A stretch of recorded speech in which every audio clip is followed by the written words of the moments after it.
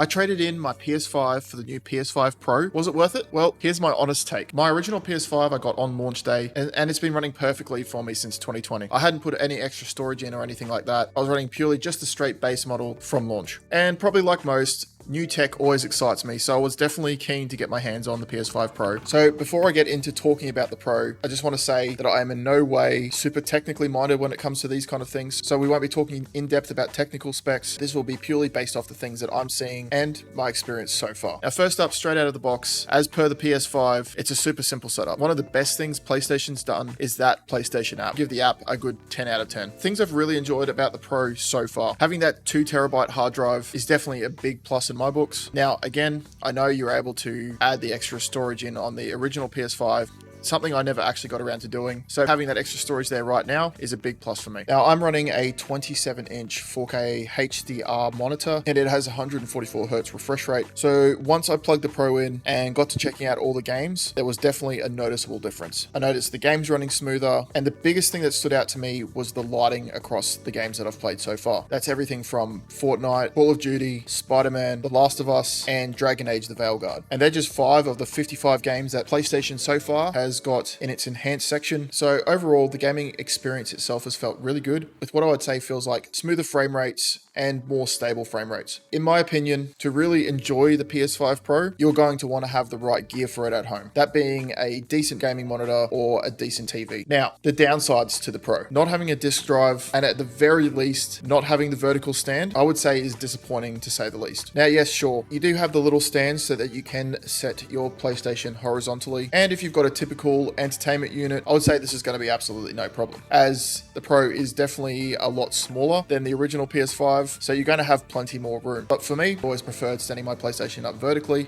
That means having to spend out another $50 to get the vertical stand. Seeing the market trends where everything is starting to push digitally, and obviously we've seen that with PC gaming. And I think that's always been something though that has been special as a console player, just owning your own physical collection. And unlike PC gamers who have a ton of options for codes and stores, we're a lot more limited as console users. And quite often you see that physical games can be at least $30 cheaper over the digital counterpart. So if this is the way of the future, then honestly, I think we need a lot more flexibility, especially with pricing. As of now, that is definitely a massive drawback. So, my verdict. With double the storage and noticeable game improvements, I would say that the PS5 Pro is a worthy upgrade, but only for enthusiasts who want the very best out of their setup. For the average player, it's definitely not a must-have. If you're chasing the very best out of your console, you're definitely going to feel the difference with the PS5 Pro.